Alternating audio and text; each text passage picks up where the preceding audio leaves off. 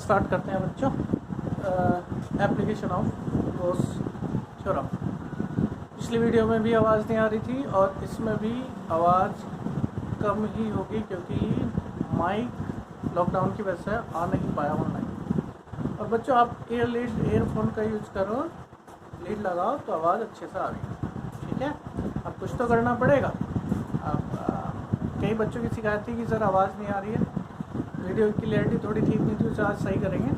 लेकिन आवाज़ का थोड़ा तुम्हें ईयर लीड लगानी पड़ेगी। ठीक है, तो आज हम पढ़ेंगे एप्लीकेशन ऑफ गॉस थ्योरम। उससे पहले हम थोड़ा सा डिस्कस करेंगे बच्चों charge distribution.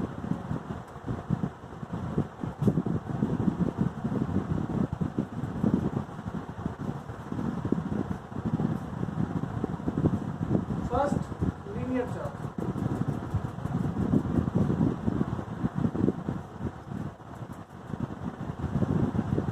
Linear charge density. Second surface charge density.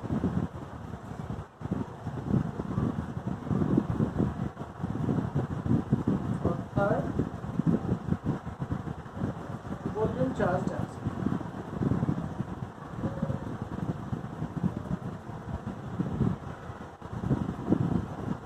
देखो बच्चों, किसी भी कंडक्टर या इंसुलेटर पे चार्ज तीन तरह से डिस्ट्रीब्यूट होगा। कंडक्टर पे कैसे होगा, या तो उसकी लेंथ पे, तो हम बोलेंगे उसे लीनियर चार्ज डिस्ट्रीब्यूशन, या उसके एरिया पे सरफेस पे, उसे हम बोलेंगे सरफेस चार्ज डिस्ट्रीब्यूशन। और यह उसके अगर इंसुलेटर है तो उसके वॉल्यूम पे, उसे हम बोलेंगे वॉल्यूम चार्ज डिस्ट्रीब्यूशन। तो फर्स्ट हम पढ़ते हैं linear charge distribution.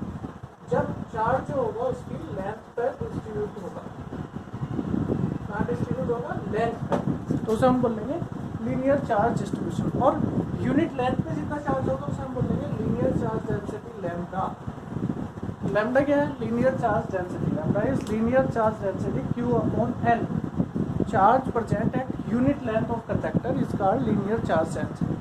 Charge present at unit length of conductor is called linear charge density. ठीक है। सेकंड, अगर चार्ज डिस्ट्रीब्यूट होगा सरफेस पे, कंडक्टर के सरफेस पे होगा तो उसे हम बोलेंगे सरफेस चार्ज डिस्ट्रीब्यूशन। और डेंसिटी होगी surface charge density Q upon A। Surface मतलब एरिया, तो charge present at unit area of conductor, charge present at unit area of conductor is called surface charge density, it is represent sigma. ठीक है। और अगर insulator है तो उसका charge उसके वॉल्यूम पर होगा, वॉल्यूम पे। ये बात बच्चों बहुत अच्छे से याद कर लो कि कंडक्टर है, कंडक्टर का चार्ज हमेशा कहाँ होगा, उसके सरफेस पे होगा। और इंसुलेटर है तो उसका चार्ज कहाँ होगा, उसके वॉल्यूम पे होगा। ठीक है, समझ में आ गया। कंडक्टर का चार्ज कहाँ होगा, उसके सरफेस पे, और इंसुलेटर का चार्ज कहाँ होगा, उसके वॉल्यूम पे। तो यहाँ पे हम बोलेंगे वॉल्यूम चार्ज डिस्ट्रीब्यूशन। और वॉल्यूम चार्ज डेंसिटी को रिप्रेजेंट करेंगे रो से, rho equal to Q upon V। Volume charge density क्या होगी, charge at unit volume of conductor, charge at insulator, charge present at unit volume of insulator is called volume charge density. ठीक है, तीन तरह से charge distribution होगा। First linear charge distribution, और वहाँ क्या होगी, लीनियर चार्ज डेंसिटी। अगर किसी कंडक्टर का चार्ज कहाँ प्रेजेंट होगा, उसकी लेंथ में, तो हम उसे बोलेंगे लीनियर चार्ज डिस्ट्रीब्यूशन। और डेंसिटी होगी linear charge density, density present करेंगे लैम्डा से, lambda equal to Q upon L। Charge present at unit length of conductor is called linear charge distribution. ठीक है, जो डेफिनेशन में बोल रहा हूँ उन लोगों उनसे तुम नोट करते चलोगे। ठीक है, बाद में नोट करोगे, देखिए एक बार। और यूनिट होगी, देखो चार्ज की यूनिट क्या है, कूलाम, और लेंथ की यूनिट क्या है, मीटर, कूलाम मीटर। ठीक है। अब surface charge density, surface charge distribution क्या होगा कि अगर कंडक्टर का चार्ज कहाँ प्रेजेंट हो, उसके सरफेस पर प्रेजेंट हो, तो उसे हम बोलेंगे surface charge density. It is represent by sigma, sigma equal to Q upon A। Charge present at unit area of conductor is called surface charge density, sigma equal to Q upon A। Unit क्या होगी, charge की unit है coulomb और area की है metre square. ठीक है। और अगर इंसुलेटर होगा तो इंसुलेटर का चार्ज कहाँ होगा, उसके वॉल्यूम पे होगा, और उसे हम वहाँ पे होगी वॉल्यूम चार्ज डेंसिटी, रिप्रेजेंट करेंगे रो से, rho equal to Q upon V। Unit क्या होगी, क्योंकि कूलाम और वॉल्यूम की मीटर क्यूब। ठीक है, चार्ज प्रेजेंट है unit volume of conductor, sorry insulator. Unit volume of insulator is called volume charge density. ठीक है, 3 तरह की डेंसिटी है। अब हम इनका यूज़ करेंगे डेंसिटी का एप्लीकेशन ऑफ गॉस थ्योरम। तो application of Gauss theorem start करते हैं।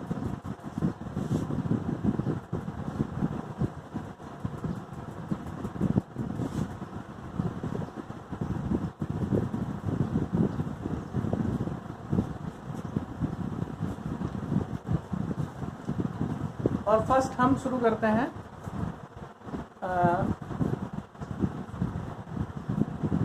Electric field intensity due to a infinitive length wire.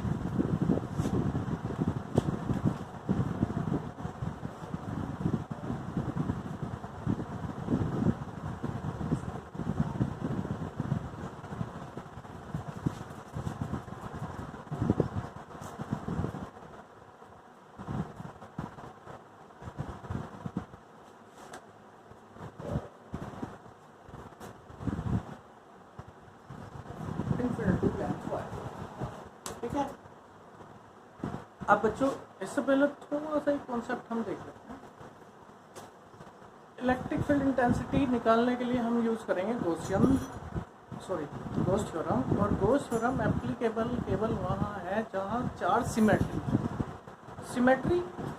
मतलब किसी भी चीज़ का डिस्ट्रीब्यूशन इक्वली हो, यूनिफॉर्म हो, तो वहाँ हम सिमेट्री बोलेंगे।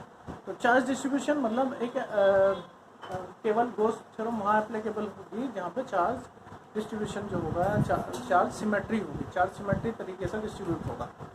ठीक है, अब ऐसा हम एक सरफेस इमेजिन करेंगे कि कोई भी कंडक्टर है उसके अराउंड एक ऐसा सरफेस इमेजिन करेंगे जिस पर चार्ज सिमेट्री होगी। चार्ज सिमेट्री का मतलब क्या है कि उस सभी सारे सरफेस पे चार्ज इक्वली डिस्ट्रीब्यूट होगा और एक intensity of electric field equal होगी। ठीक है, तो हम उसे बोलेंगे गॉसियन सरफेस। तो गॉसियन सरफेस क्या है? The space around a charge which enclose all magnitude of charge and at every point of surface symmetry of charge. क्या होगा? सिमेट्री ऑफ चार्ज होगा। सिमेट्री ऑफ चार्ज को याद कर लो कि उसके सभी पॉइंट्स पर चार्ज डिस्ट्रीब्यूशन इक्वल होगा। ठीक है, अब इसे बोलेंगे हम symmetry of charge distribution equal होगा। और चार्ज डिस्ट्रीब्यूशन इक्वल होगा तो सिमेट्री ऑफ चार्ज के कारण जो इलेक्ट्रिक फील्ड ई है और एरिया वेक्टर है उनकी डायरेक्शन सेम। डायरेक्शन कैसी होगी? उनकी सेम होगी। ठीक है, जहाँ भी हम बोलेंगे due to symmetry of charge तो direction of electric field intensity and area vector are same. Direction कैसी होंगी? सेम। डायरेक्शन सेम होने का मतलब यह है कि इनके बीच का एंगल कितना होगा? 0 होगा। ठीक है, तो हमने यहाँ पे छोटा सा कॉन्सेप्ट पढ़ा है गॉसियन सरफेस। गॉसियन सरफेस क्या है? किसी चार्ज के अराउंड वो स्पेस जो उसके टोटल मैग्नीट्यूड को एनक्लोज कर लेगा और उसके सभी पॉइंट पे चार्ज डिस्ट्रीब्यूशन क्या होगा? बाय सिमेट्री होगा। ठीक है, ठीक। अब हम पढ़ते हैं intensity of electric field due to infinitive length wire. ठीक है, मैं मान लेता हूँ बच्चों जो इन्फिनिटिव लेंथ वायर है, इसकी इन्फिनिटिव लेंथ है और इसकी लेंथ पे चार्ज डिस्ट्रीब्यूट हुआ है, क्यों चार्ज डिस्ट्रीब्यूट हुआ है? कितना चार्ज डिस्ट्रीब्यूट हुआ है? क्यों चार्ज डिस्ट्रीब्यूट हुआ है? कहाँ हुआ? लेंथ पे। ठीक, अभी हमने पढ़ा था लीनियर चार्ज डेंसिटी। तो लीनियर चार्ज डेंसिटी वहाँ होगी जहाँ चार्ज डिस्ट्रीब्यूशन लेंथ पे होगा। कहाँ होगा? लेंथ पे। और जहाँ सरफेस पे होगा वहाँ सरफेस चार्ज डेंसिटी होगी, जहाँ वॉल्यूम पे होगा वहाँ वॉल्यूम चार्ज डेंसिटी होगी। तो यहाँ पर कौन सी डेंसिटी होगी? लीनियर चार्ज डेंसिटी होगी, क्योंकि इस वायर की लेंथ पे चार्ज डिस्ट्रीब्यूट होगी। ठीक है, अब थोड़ा सा बस एक बात हम थोड़ी सी रिपीट कर लेते हैं जो हमें यहाँ जरूरत पड़ेगी। सबसे पहले हमें यहाँ जरूरत पड़ेगी इलेक्ट्रिक फ्लक्स की। इलेक्ट्रिक फ्लक्स फाई से रिप्रेजेंट करें हम ई vector dot D A vector. ठीक है, जिस बच्चे ने इलेक्ट्रिक फ्लक्स नहीं पढ़ा है सुन लो। इलेक्ट्रिक फ्लक्स बहुत नॉर्मल सी बात है कि electric flux is defined as the number of electric field line which are pass through the unit area of surface normally. किसी भी सरफेस से जितनी इलेक्ट्रिक फील्ड लाइन पास होती है उसे हम इलेक्ट्रिक फ्लक्स कहते हैं और इसे रिप्रेजेंट करेंगे फाई से। Phi equal to E vector dot D A vector. याद कर लो इलेक्ट्रिक फ्लक्स क्या है? Phi equal to E vector dot D A vector. तो अब आपको बोलना है कैसे? मैं बोलूँगा electric flux phi equal to, अब आप बोल दो E vector dot D A vector. ठीक है, और याद करो, इस बात को याद करो कि अगर हम होल सरफेस से इलेक्ट्रिक फ्लक्स निकालेंगे तो इसका इंटीग्रेशन करेंगे या फाई के साथ डिफरेंशिएशन डी लगा देंगे। क्या लगा देंगे? डी। अगर होल सरफेस से इलेक्ट्रिक फ्लक्स निकालना है तो क्या करेंगे? फाई के साथ क्या लगा देंगे? डी। डी फॉर क्या होगा? डिफरेंशिएशन। ठीक, डी वेक्टर तो डी ए वेक्टर। अब याद कर दो, इधर से डी हटाओगे तो इधर क्या लगाओगे? इंटीग्रेशन लगाओगे। क्या लगाओगे? इंटीग्रेशन। ठीक है, सही। अब आपको क्या याद करना है? एक छोटी सी बात आपको याद करनी है। क्या आपको याद करना है? A vector dot B vector equal to होगा A B cos, A vector dot B vector equal to A B cos theta. इसकी हमें इसमें जरूरत पड़ेगी, इसका हम यहाँ पर यूज करेंगे। ठीक है, अब इसके बाद हम याद करेंगे बच्चों, मैंने आपको बताया था इससे पहली वीडियो में कि integration symbol is used to represent wholeness. अगर मैं एरिया से पहले इंटीग्रेशन लगाऊंगा तो इसका मतलब होगा होल एरिया। अगर मैं ये लिखूंगा तो इसका मतलब होगा फुल सॉलिड एंगल। क्या मतलब होगा? Full solid angle. ठीक है, इसके बाद हम क्या लिखेंगे बच्चों? क्या याद करेंगे? इसके बाद हम याद करेंगे एक छोटी सी बात कि जो हमारा सिलेंडर है, सिलेंडर आपको पता ही है, वायर जो है सिलेंडर फॉर्म में, और सिलेंडर का जो एरिया होगा, सरफेस एरिया होगा, क्रॉस सरफेस एरिया होगा, वो होगा 2 पाई आर एच। कितना होगा? 2 पाई आर एच। ठीक है, क्रॉस सरफेस एरिया जो होगा 2 पाई आर एच, ये हमें याद रखना है। ठीक, इनकी हम लोग यूज करेंगे अपनी इस इलेक्ट्रिकल इंटेंसिटी निकालने के लिए। फिर एक बार से रिपीट कर लेते हैं। इलेक्ट्रिक फ्लक्स की कैसे रिप्रेजेंट करेंगे? फाई से, फाई इक्वल टू क्या होगा? ई vector dot D A vector. और अगर होल सरफेस से हम इलेक्ट्रिक फ्लक्स निकालेंगे तो फाई के साथ क्या लगाएंगे? डी, और इधर से डी हटाओगे यहाँ इंटीग्रेशन का सिंबल, और A vector dot D vector equal to क्या होगा? ए बी कोस थीटा होगा। और एक आपको याद रखना है, सिलेंडर जो होगा, सिलेंडर का जो कर्व सरफेस एरिया देंगे वो हम क्या लेंगे? 2 पाई आर एच लेंगे। और इससे पहले हमने एक बात पढ़ी है, linear charge density lambda equal to Q upon M. Lambda equal to Q upon M. ठीक है, इन सारी बातों का हमें यूज करना है। ठीक, चलो स्टार्ट करते हैं बच्चों। तो according to diagram, it is a infinitive length wire, एक वायर चार्ज क्यू, कितना चार्ज है इस पर? Q, and charge distribute at its length, और इसकी लेंथ में चार्ज डिस्ट्रीब्यूट हुआ। ठीक है, लेट अ पॉइंट पी, एक पॉइंट मान लेते हैं बच्चों P, let a point P projected r distance apart from wire where we require to determine electric field intensity। ठीक है, एक पॉइंट P है, r डिस्टेंस पे, वायर से r डिस्टेंस पे एक पॉइंट P है, where we require to determine electric field intensity, जहाँ हमें क्या निकालना है? Electric field intensity. अच्छा, इलेक्ट्रिक फील्ड इंटेंसिटी निकालने के लिए हम यूज़ करते हैं गॉसियन सरफेस। क्या यूज़ करते हैं? Gaussian surface. Now we require to draw a Gaussian surface. Which type Gaussian surface we have required to draw? किस टाइप का हम Gaussian surface यहाँ ड्रॉ करेंगे? As the we have conductor. जैसा कि हमारे पास कंडक्टर है उसी शेप का। जैसे अगर हमारे पास वायर है, वायर कैसा? सिलेंडर, तो सिलेंड्रिकल Gaussian surface। अगर हमारे पास कोई स्पेयर है तो कैसा Gaussian surface होगा? स्पेरिकल Gaussian surface होगा। अगर हमारे पास कोई प्लेट है तो प्लेट नुमा हमारा स्पेरिकल सरफेस होगा। ठीक है, तो अब यहाँ हम Gaussian सरफेस ड्रॉ करते हैं। तो कैसा हमारे पास क्या वायर है? वायर किस फॉर्म में होगा? सिलेंडर। तो एक Gaussian सिलेंडर हम यहाँ पे ड्रॉ करते हैं।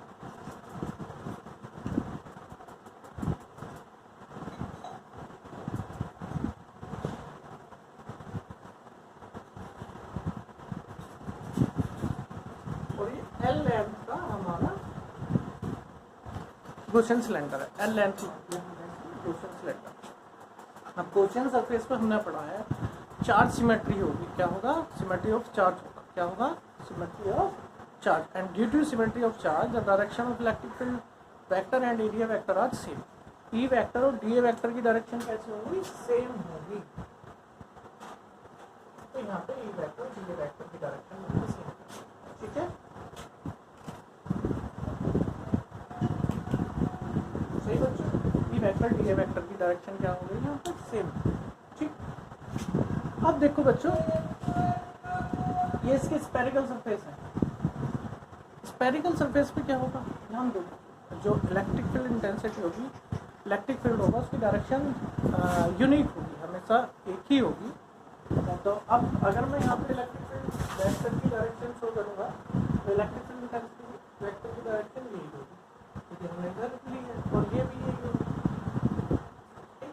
लेकिन हमने पढ़ा है एरिया वेक्टर जो है, area vector is draw as a normal on surface. कैसे ड्रॉ करेंगे, सरफेस पर नॉर्मल। तो इस पर नॉर्मल अगर मैं खींचूंगा तो ऐसा होगा ना, और इस पर नॉर्मल कैसा होगा, इस पर नॉर्मल ऐसा होगा। ये बात आपको समझ में आएगी, बहुत ईजी सी बात। मान लो ये मैं कोई डायग्राम ले रहा हूँ और मुझे यहाँ एरिया वेक्टर कहना तो बिल्कुल नॉर्मल ऐसा होगा, यहाँ पे नॉर्मल ऐसा होगा, अगर यहाँ पे खींचो तो नॉर्मल ऐसा होगा, और यहाँ पे तो एरिया वेक्टर का हमेशा कैसे ड्रॉ करेंगे हम, नॉर्मल एट द सरफेस। ठीक है, तो मैंने इसके 3 पॉइंट ले लिए बच्चों। P where direction of E vector and D vector are same due to symmetry of charge, and curved surface where E vector and D vector are perpendicular to each other, एक दूसरे से क्या होंगे, perpendicular होंगे। ठीक है, यहाँ तक एक बार हम दोबारा से समझते हैं बच्चों।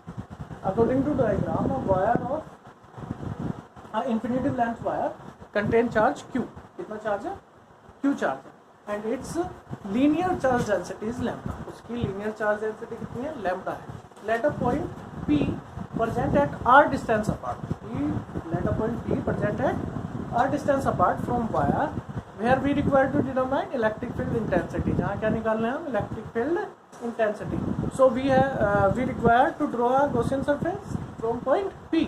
तो हमें क्या करना पड़ेगा, हमें एक Gaussian surface draw करना पड़ेगा from point P. Now we draw a Gaussian cylindrical Gaussian surface from point P. P से क्या कर देंगे, cylindrical Gaussian surface ड्रॉ कर देंगे। Due to Gaussian surface, direction of electric field intensity and area vector are same.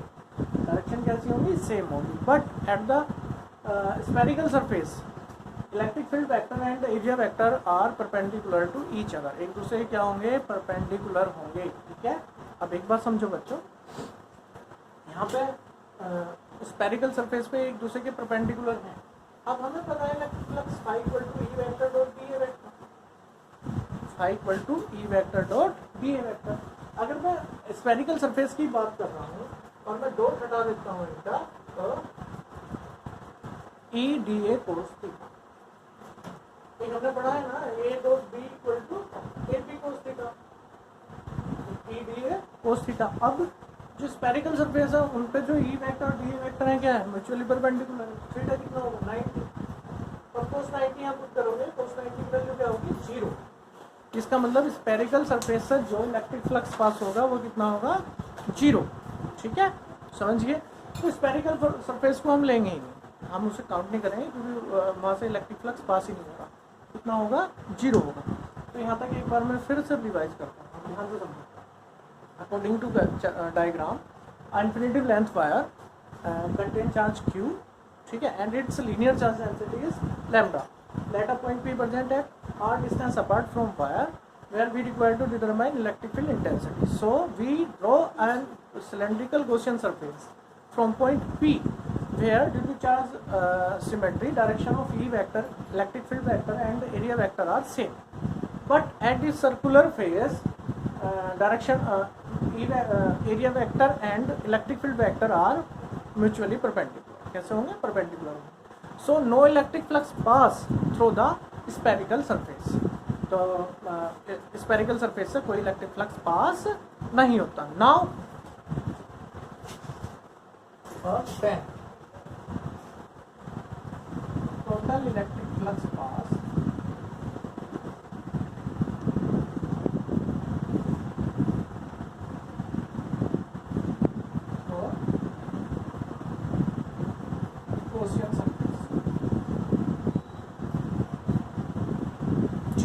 total electric flux pass through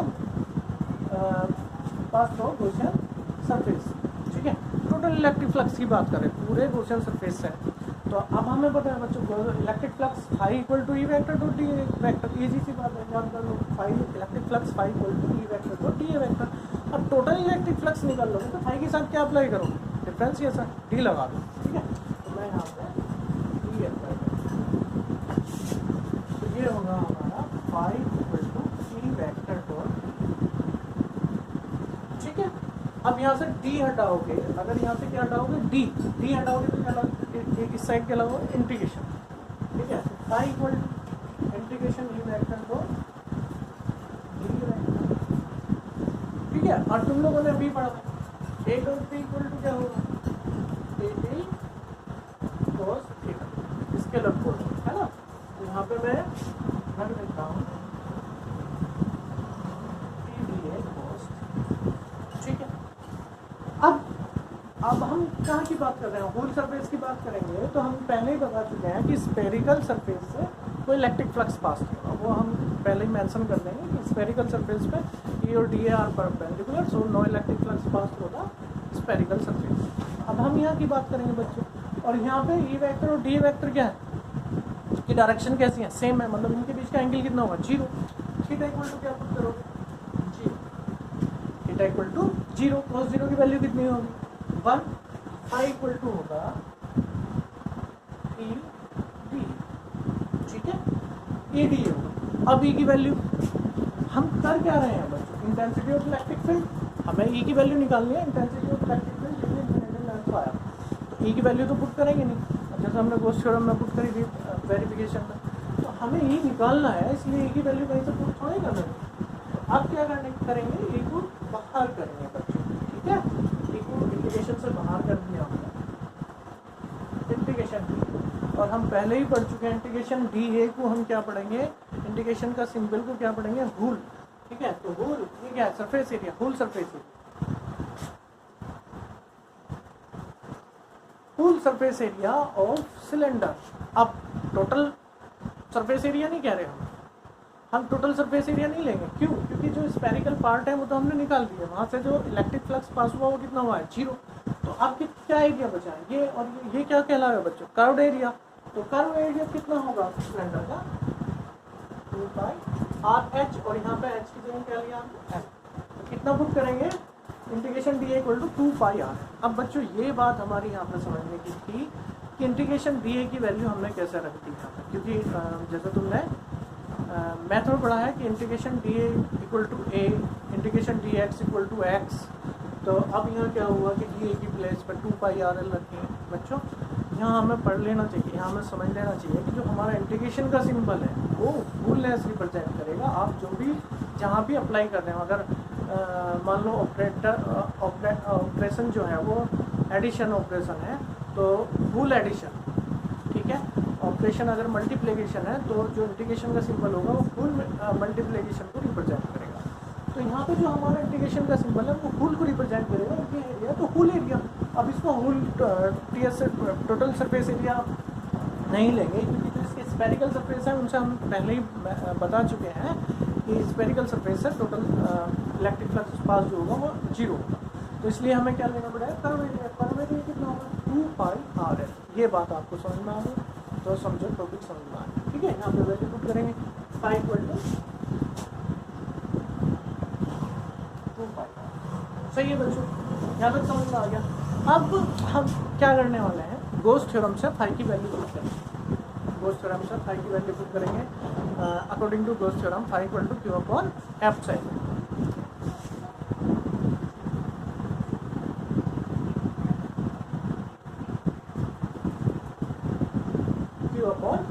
F side यहाँ पे put कर देता हूँ बच्चों, ठीक है। अब आप कर क्या रहे हो, intensity of electric field find कर रहे हो, क्या कर रहे हो, इलेक्ट्रिक फील्ड इंटेंसिटी निकाल रहे हो। तो ई को सेपरेट कर दो, ई को अलग कर दो। ई इक्वल टू क्या होगा, Q upon 2 pi R L F side, ठीक है। कोई प्रॉब्लम यहाँ पर, ठीक, सही है। एक बार फिर से यहाँ पे देख लो, यहाँ पे देख लो, देखो हमें निकालना था 20 पॉइंट से इलेक्ट्रिक फील्ड इंटेंसिटी। तो हमने क्या निकाला, electric flux phi equal to E vector dot D A vector. भूल इलेक्ट्रिक फील्ड अगर हम बोल देंगे तो क्या लगा देंगे, डी को आंसर डालने का सिंबल, इंटीग्रेशन का सिंबल, वेक्टर हटा देंगे हम क्या लगा देंगे कोस थीटा। अब थीटा, अब हम सर्कुलर फेस की बात नहीं कर रहे हैं, यहाँ थीटा कितना है 0, कोस 0 की वैल्यू कितनी पुट करोगे यहाँ पे 1 EDA बाहर करते हैं इंटीग्रेशन दिए क्या पढ़ोगे होल सरफेस एरिया, क्या पढ़ोगे होल सरफेस एरिया। अब इसका सरफेस एरिया होल तो हमें लेना नहीं है क्योंकि हम सर्कुलर फेस को पहले ही बता चुके हैं, उससे कोई इलेक्ट्रिक फ्लक्स पास नहीं होता। तो कर्व सरफेस एरिया कितना ले लिया 2 पाई r है, इंटीग्रेशन दिए की वैल्यू 2 पाई r है, by Gauss theorem equal to q upon epsilon, ठीक है, एक ही वैल्यू हमने निकाल दी q upon 2 pi r into epsilon. ठीक है बच्चों, यहाँ तक समझ में आ गया। अब बस कुछ नहीं करना, हम जितनी भी गोस थ्योरम की एप्लीकेशन पढ़ेंगे सब में एक काम करेंगे, q को रिमूव करेंगे, q को रिमूव करेंगे कैसे, डेंसिटी के हिसाब से। अब यहाँ पे कौन सी डेंसिटी है, लीनियर चार्ज डेंसिटी है। क्यों, क्योंकि जो चार्ज था हमारा कहाँ डिस्ट्रीब्यूट हुआ था, लेंथ पे डिस्ट्रीब्यूट हुआ था, बट लीनियर चार्ज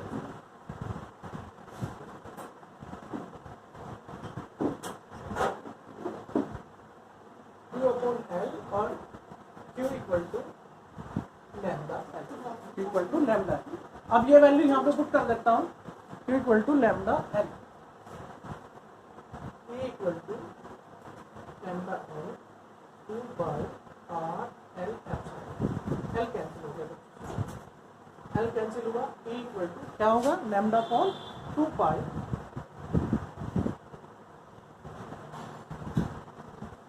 ठीक है, E equal to lambda upon 2 pi R epsilon. इससे क्या पता चला बच्चों, कहीं लेंथ वायर की लेंथ नहीं आई है, मतलब कि इलेक्ट्रिक फील्ड इंटेंसिटी लेंथ पे डिपेंड नहीं करती है, टाइम पे डिपेंड करती है, डिस्टेंस पे और उसकी लीनियर चार्ज डेंसिटी। ठीक है, दोबारा से समझ लेना एक बार फटाफट, और आपको बस मेरे साथ साथ थोड़ा रिवाइज करना है, बोलना है, फिर नोट करना है और फिर उसे याद करके दूसरी कॉपी में लिख के देखना है।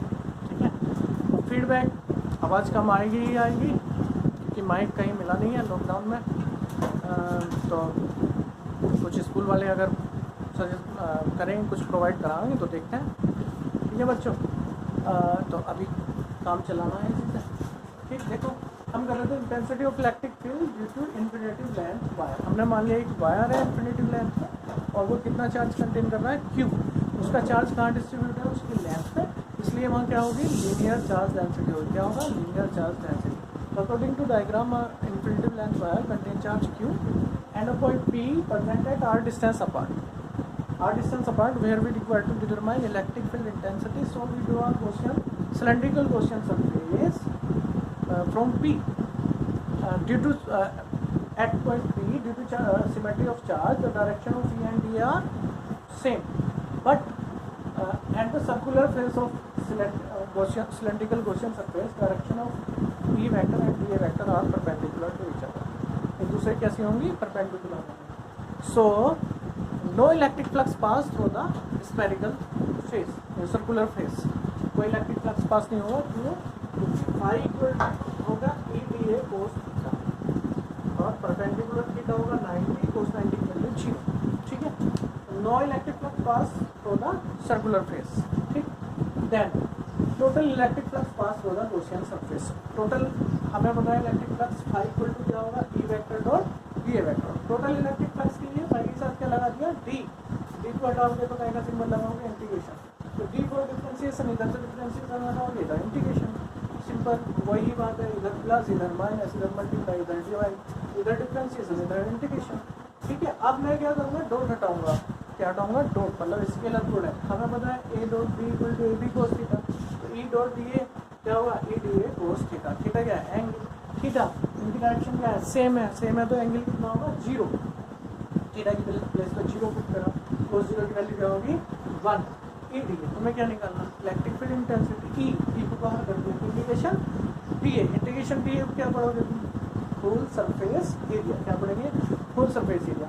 अब सिलेंडर का होल सरफेस एरिया, लेकिन यहाँ पे होल सरफेस एरिया नहीं लेंगे, क्यों, सर्कुलर फेस तो हम छोड़ ही देंगे क्योंकि सर्कुलर फेस से कोई इलेक्ट्रिक फ्लक्स पास नहीं हो रहा क्योंकि वहाँ पे E और DA परपेंडिकुलर। ठीक है, तो इसलिए कर्व सरफेस एरिया कितना बचा 2 पाई R है, तो इंटीग्रेशन DA के प्लेस पे क्या पुट करा 2 पाई R है।